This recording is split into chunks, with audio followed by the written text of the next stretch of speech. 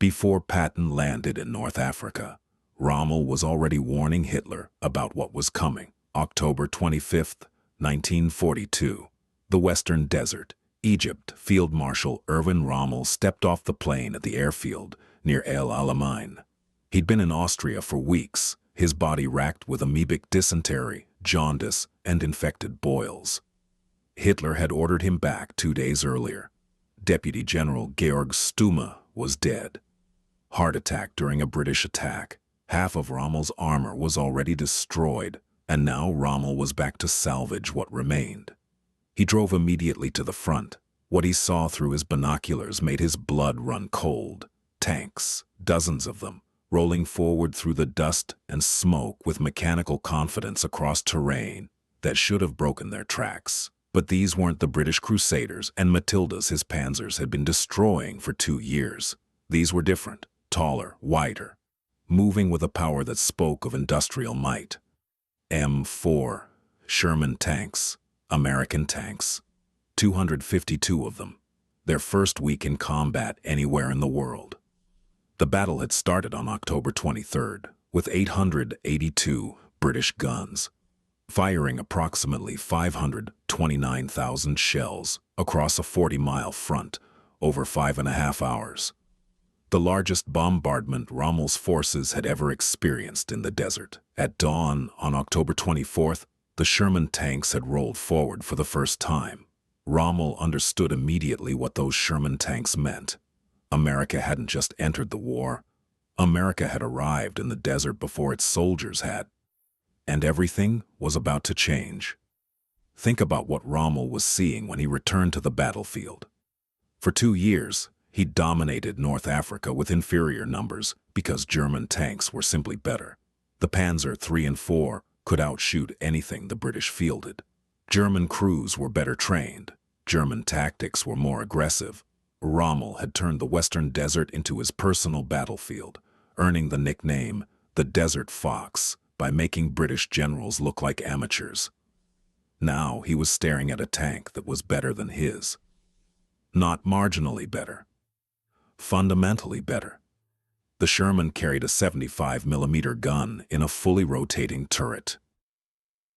German Panzer IIIs mounted a 50mm gun in a turret that required the entire tank to pivot for major adjustments.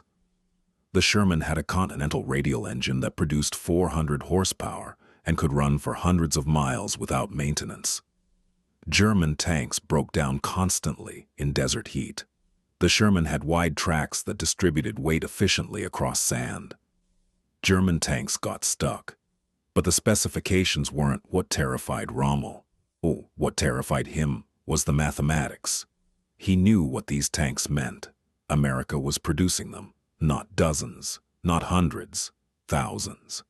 An industrial power that German intelligence had consistently underestimated was now turning that industrial capacity toward war production. And once America started shipping equipment to North Africa, there would be no stopping it. Rommel's writings from this period reflect his growing understanding of this reality. He wrote extensively about how anyone fighting against an enemy in complete command of the air and with overwhelming material superiority was like a savage fighting modern European troops. The theme appears again and again in his correspondence and reports. Not complaints about tactics, not critiques of Montgomery's brilliance, a cold diagnosis of exactly how Germany was going to lose the war, not through superior generalship, through superior production. But Rommel's retreat from El Alamein wasn't caused by Sherman tanks alone. It was the cumulative weight of everything working against him. British numerical superiority of 4-1 in armor, catastrophic fuel shortages. He had 1/10 of the fuel necessary to maneuver, Allied air supremacy that made daylight movement suicide, and perhaps worst of all, Hitler's interference. When Rommel first ordered withdrawal on November 2nd, Hitler countermanded the order, 36 hours of delay that cost Rommel his remaining mobile forces. By November 4th, 1942, he ordered a full retreat. His army had held for months against superior British forces. Now, Facing the first wave of American equipment, combined with Montgomery's methodical offensive, he began the longest retreat in German military history. 1,400 miles back across Libya toward Tunisia. But even as he retreated, Rommel kept sending reports to Berlin. Urgent warnings. The Americans were coming, not just their tanks, their entire army. And when they landed, they would bring more material than Germany could possibly counter. Hitler ignored every warning. November 8, 1942. 3 locations simultaneously: Casablanca, Oran, and Algiers. Operation Torch. 107,000 American and British troops stormed ashore in French North Africa. 35,000 Americans under Major General George S. Patton hit Casablanca. 39,000 more under Major General Lloyd Fredendall took Oran. 33,000 troops, including 10,000 Americans, secured Algiers. The invasion faced limited opposition. Admiral François Darlan, the Vichy French commander-in-chief, who happened to be visiting his 6th son in Algiers, negotiated with General Marc Clark. On November 10th, Darlan ordered all hostilities to cease. The armistice was signed November 11th. The Atlantic had been crossed. The Americans were no longer an abstract threat, sending equipment to the British. They were physically present in North Africa, with their own armies, their own commanders, their own logistics chain, stretching back to factories in Detroit and Pittsburgh. Rommel received intelligence reports about the American landings, troop strengths, equipment inventories, unit designations. One name appeared repeatedly in German intelligence assessments: Major General George S. Patton, Jr. Patton commanded the Western Task Force that had landed at Casablanca. German intelligence officers compiled a file on him. West Point graduate. Veteran of World War I. Tank warfare advocate. Known for aggressive tactics and difficult personality. But the intelligence assessments missed what mattered most about Patton. He understood the same thing Rommel understood. Modern warfare was about logistics and firepower. Patton had studied Rommel's campaigns. He knew the Desert Fox won through speed and aggression, but Patton had something Rommel didn't have: growing American supply capacity, growing replacement vehicle inventories, growing ammunition stockpiles. Patton intended to fight Rommel's kind of war, but with American resources backing every move. The first American forces moved east from Algeria into Tunisia in late November 1942. They were green, completely inexperienced. Many had never heard a shot fired in anger. German forces, now reinforced from Italy, hit them hard. At places like Tabarba and Long Stop Hill, German forces mauled American units. American tanks advanced in parade ground formations. American infantry bunched up in the open. American artillery fired without coordinated fire plans. The Americans were learning warfare the hardest way possible, through defeat. Then came Kasserine Pass. February 14, 1943. Rommel, now commanding the German-Italian Panzer Army, launched an offensive into the American sector. German forces struck first at Sidi Bou Zid through Faid Pass on the 14th. American forces, including the 1st Armored Division's 3rd Battalion, 1st Armored Regiment, lost 44 of 51 Sherman tanks in a single day. By February 19th, the German offensive reached Kasserine Pass itself in the mountains of western Tunisia. The pass was defended by scattered American units, including remnants of the 1st Armored Division. By this point, only Combat Command B remained combat effective. On February 20th, German forces broke through. For the next 2 days, American units fell back in disorder. Entire battalions became disorganized. Officers struggled to maintain command. Equipment was abandoned. By the time Rommel called off the offensive on February 22nd, and Allied forces reoccupied the pass on February 24th, American casualties totaled approximately 6,500 killed, wounded, and captured. The 1st Armored Division had lost 183 tanks during the entire operation. American newspapers back home reported the disaster in shocked tones. American forces had been routed. The invincible Afrika Korps had proven Americans couldn't fight. But Rommel wasn't celebrating. He walked the battlefield after the battle, examining abandoned American equipment. Trucks by the dozen. Half-tracks, artillery pieces, all of it brand new, all of it in perfect working condition. His soldiers were already stripping parts and commandeering vehicles because German supply lines couldn't provide replacements for their own equipment. Rommel sent situation reports to the German High Command. The language was technical and precise, the analysis of a professional soldier who had just won a significant tactical victory. But buried in his assessments was a warning that should have terrified Berlin. He wrote about how the Americans had to pay a stiff price for their experience, but it brought rich dividends. He noted that American generals showed themselves to be very advanced in the tactical handling of their forces. Historians later documented that Rommel believed that once matured by combat, the American army would prove a formidable foe. Rommel had just won one of his greatest victories in North Africa.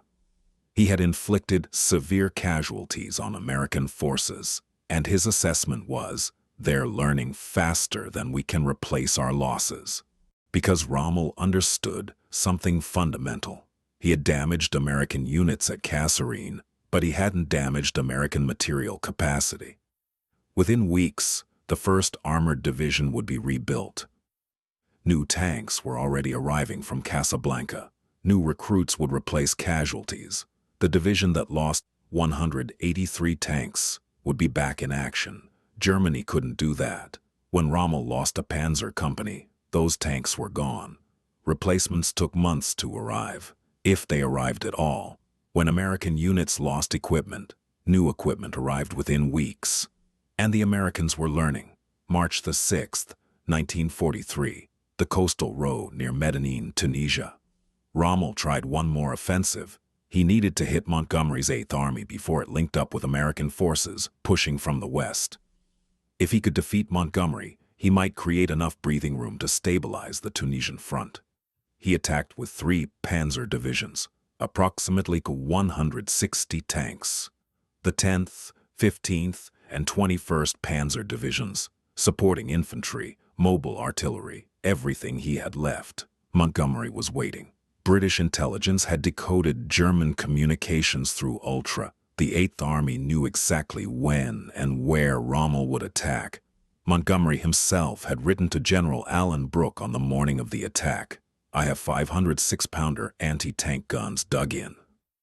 Behind them sat 400 tanks in reserve. When Rommel's panzers advanced, they rolled into a killing ground. Every ridge concealed anti-tank guns. Every advance triggered concentrated artillery. Within hours, Rommel lost 52 tanks, destroyed or disabled. His infantry took severe casualties. By afternoon, he ordered a withdrawal. It was Rommel's last offensive in North Africa.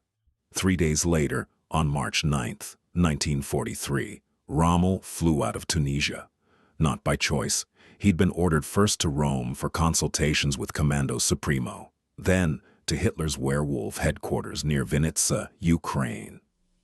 The official story was medical leave. Rommel was genuinely sick, his body ravaged by months in the desert. But the real reason was political. Hitler knew North Africa was lost. He didn't want his most famous general captured when the Axis forces surrendered. But while Rommel retreated from Medellin, something else was happening 100 miles to the west. American forces, now under new leadership, had begun offensive operations. Their commander was Major General George S. Patton. Patton had been given command of 2nd Corps on March 6th, the same day as Medellin, after the disaster at Kasserine. His orders were simple: restore American fighting spirit, prove Americans could fight Germans, and win. Patton arrived at 2nd Corps headquarters wearing his trademark ivory-handled pistols, delivering speeches about killing Germans, instituting strict discipline, and planning an offensive. On March 17, 1943, Patton's forces attacked toward El Guetar and captured Gafsa. The 1st Infantry Division, the Big Red One, spearheaded the assault. Behind them came the rebuilt 1st Armored Division. American artillery fired pre-planned barrages that German commanders later said rivaled anything they'd experienced on the Eastern Front. German forces counterattacked on March 23. The 10th Panzer Division, one of the Afrika Korps veteran units, rolled toward American positions expecting another easy victory. They found something very different. American infantry held their positions. American tank destroyers engaged panzers at long range with accurate fire. American artillery delivered devastating bombardments. The 10th Panzer hit an American minefield and faced concentrated fire. They lost 30 tanks within an hour. The Americans had learned. In 5 weeks, they had gone from panicked retreat at Kasserine to successful defense to coordinated offensive at El Guetar, exactly as Rommel had predicted. Before leaving Africa, Rommel prepared detailed reports, situation assessments, logistics analyses, strategic recommendations. All of them said the same thing: evacuate North Africa immediately, save the army, use those troops to defend Italy and France from the inevitable Allied invasions. On March 10, 1943, Rommel met Hitler at the Werwolf headquarters near Vinnytsia, Ukraine. Rommel was physically diminished, 30 pounds lighter than when he'd left Germany the previous year. But he came prepared. He brought maps showing the impossible strategic situation in Tunisia. Approximately 250,000 German and Italian soldiers trapped against the sea, Allied air superiority, making supply impossible, American and British forces closing from both directions. Rommel presented his case. The Tunisian position was untenable. German and Italian forces should be evacuated to defend southern Europe. Hitler refused to look at the maps. He launched into a tirade. Rommel had become a defeatist. The Desert Fox had lost his nerve. German soldiers didn't retreat. They held until victory or death. The strategic situation wasn't as bad as Rommel claimed. Supplies would get through. Reinforcements would arrive. Tunisia would be held. Rommel tried again. He explained the American material superiority. He described the endless convoys. He showed casualty reports and equipment loss assessments. He used every argument a professional soldier could make to a commander. Hitler cut him off. Evacuation was not an option. The meeting ended. Rommel was ordered to take medical leave in Germany. He was forbidden from returning to Africa. His command was transferred to General Hans-Jürgen von Arnim. On February 23rd, just after Kasserine, Hitler had created a new command structure called Army Group Africa, consolidating all Axis forces in Tunisia. Von Arnim would be left to surrender when the inevitable collapse came. Rommel returned to Germany, not because he'd lost, because he'd told Hitler the truth. May 13, 1943. In Tunisia, General von Arnim had surrendered on May 12th to the 4th Indian Division. Field Marshal Giovanni Mace surrendered the Italian First Army on May 13th to General Freiberg. Approximately 275,000 German and Italian soldiers became prisoners. More troops than Germany lost at Stalingrad. The entire North African theater was lost. American forces participated in the final offensive. Patton's Second Corps, now battle-hardened, fought alongside British units. American casualties in Tunisia totaled over 18,000, but American forces had proven they could fight, and more importantly, they had proven they could learn.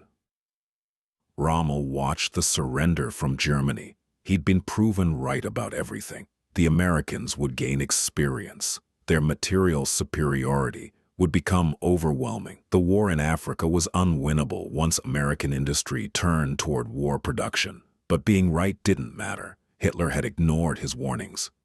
275,000 soldiers were now in prisoner of war camps because Hitler refused to acknowledge reality. And Patton was just getting started. Here's what Rommel understood that Hitler never did. War isn't won by tactical brilliance alone. It's won by the ability to sustain operations over time.